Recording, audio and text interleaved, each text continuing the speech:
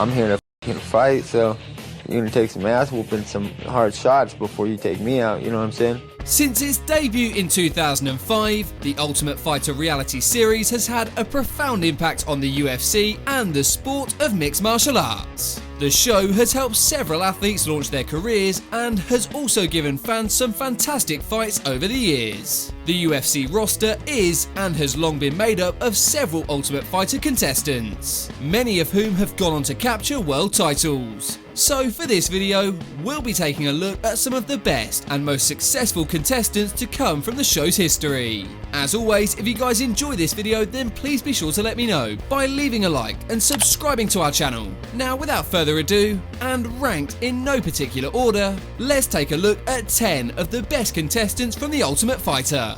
Number 10. TJ Dillashaw. TJ Dillashaw was first introduced to UFC fans on The Ultimate Fighter, as Team Bisping took on Team Miller back in 2011. The talented bantamweight was selected 7th overall by Michael Bisping. During his time on the show, Dillashaw managed to get past his first 3 opponents and make his way to the tournament finals. While he would end up losing to John Dodson in the series finale, Dillashaw went on to become the most successful fighter the season produced. The California native has since gone on to become a 2-time UFC bantamweight champ, with signature wins over standouts like Renan Barão and of course his former teammate Cody Garbrandt. Dillashaw is living proof that you don't have to win the season in order to achieve big things. Number 9. Forrest Griffin.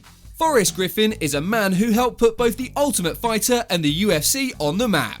The charismatic light heavyweight ended up taking part in the most famous fight in the show's history. After advancing to the final round in Season 1, Griffin was also involved in an epic battle with fellow finalist Stephan Bonnar. The fight, which is widely considered to be one of the all-time greats, is credited in playing a vital role in helping mixed martial arts go mainstream. In the end, Griffin emerged the victor and went on to have an outstanding career inside the octagon. He would pick up wins over legends like Rampage Jackson, Tito Ortiz and Shogun Rua on his way to capturing the UFC Light Heavyweight Championship. And in 2013, the former Ultimate Fighter winner officially became a member of the UFC Hall of Fame.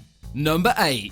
Rose Namajunas. Another fine example of a fighter who didn't win their season but went on to have remarkable success is Thug Rose Namajunas. She would appear on the 20th installment of The Ultimate Fighter and was selected 4th overall by coach Gilbert Melendez. Namajunas advanced to the finals after defeating Alex Chambers, Joanne Calderwood and Randa Marcos, before ultimately losing to Carla Esparza, who was crowned the inaugural women's strawweight champion. However, Namajunas would eventually capture the strawweight crown and managed to defeat one of the greatest female fighters of all time, as she overcame Joanna Jędrzejczyk on 2 separate occasions. Number 7. Michael Bisping. Michael the Count Bisping was selected 5th overall by Tito Ortiz during the 3rd season of The Ultimate Fighter. The Englishman tore through the light heavyweight bracket and won the tournament handedly. After becoming The Ultimate Fighter, Bisping's outspoken persona and outstanding striking helped make him one of the UFC's most marketable stars, particularly in the UK. After dropping down to middleweight, Michael Bisping ended up losing multiple title eliminator fights, yet still remained a top contender for years. However, in June of 2016, Bisping stepped in as a last-minute replacement to challenge Luke Rockhold for the middleweight strap.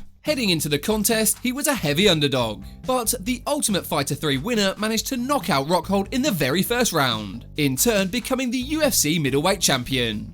Number 6. Nate Diaz. There are so many fascinating talking points when it comes to Stockton's own Nate Diaz. So many in fact that pundits sometimes forget to mention his tenure on The Ultimate Fighter. But Diaz did indeed appear on the 5th season of The Ultimate Fighter back in 2007, as he submitted all 4 of his opponents on his way to becoming the Ultimate Fighter winner. While he may be one of the few members on this list who failed to capture UFC gold, in terms of box office appeal, he may well be the biggest star. The former BMF title challenger rose to prominence after defeating Conor McGregor at UFC 196, and has since gone on to become a household name. Number 5. Ryan Bader. In 2008, Ryan Bader proved he was a prospect worth watching by winning The Ultimate Fighter, Team Nogueira vs Team Mir with relative ease. After an outstanding performance on the series, the former NCAA Division I wrestler would go on to accumulate a perfect 12-0 record. before finally losing to John Jones at UFC 126. Bader enjoyed plenty of success in the UFC, where he racked up wins over light heavyweight standouts like Rashad Evans, Rampage Jackson and Antonio Rodrigo Nogueira. However, after signing with Bellator MMA, Ryan Bader managed to take his career to the next level. Since becoming a member of the Bellator roster, the Arizona State University graduate has managed to capture both the light heavyweight and the heavyweight title. Number 4. Robert Whittaker. Robert Whittaker appeared on a non-US version of the show, called The Ultimate Fighter, The Smashes, which featured fighters from the UK taking on athletes from Australia. Once the dust settled in the welterweight bracket, it was Whittaker who emerged the victor. After winning the Smashes, Whittaker would post a modest 2-2 record at welterweight in the UFC. However, after moving up to middleweight, his career began to take off. Bobby Knuckles would rattle off 7 consecutive victories on his way to winning the UFC title, which included a thrilling war with Yoel Romero. Though he recently lost his strap to Israel Adesanya, Robert Whittaker remains one of the top middleweight fighters in the world today. Number 3. Rashad Evans. The Ultimate Fighter 2, which aired back in 2005, featured a future UFC legend in Sugar Rashad Evans. Though he would eventually settle in as a light heavyweight, the talented wrestler competed in the heavyweight division for this season. Despite being undersized, he managed to win the Ultimate Fighter tournament and earn a UFC contract. Evans would go on to pick up wins over some of the all-time greats, including Chuck Liddell, Dan Henderson and Michael Bisping. In December of 2008, he defeated Forrest Griffin, earning the right to call himself the UFC light heavyweight champion of the world. To top it all off, this past July, the former champ officially became a member of the UFC Hall of Fame. Number 2.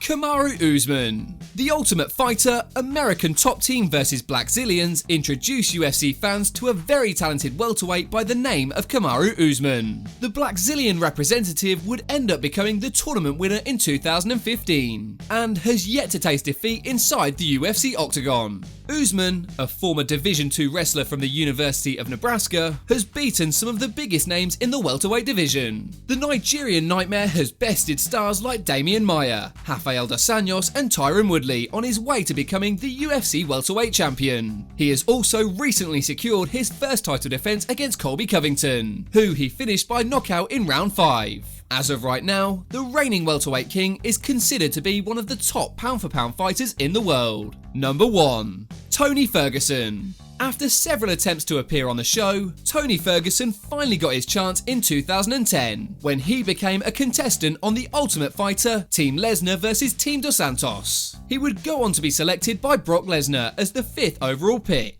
and ended up knocking out all 4 of his opponents on his way to becoming The Ultimate Fighter. Since appearing on the series, Tony Ferguson has been one of the most dominant fighters the lightweight division has ever seen. The former UFC interim title holder has an impressive record of 15-1 and is currently in the midst of a 12-fight win streak.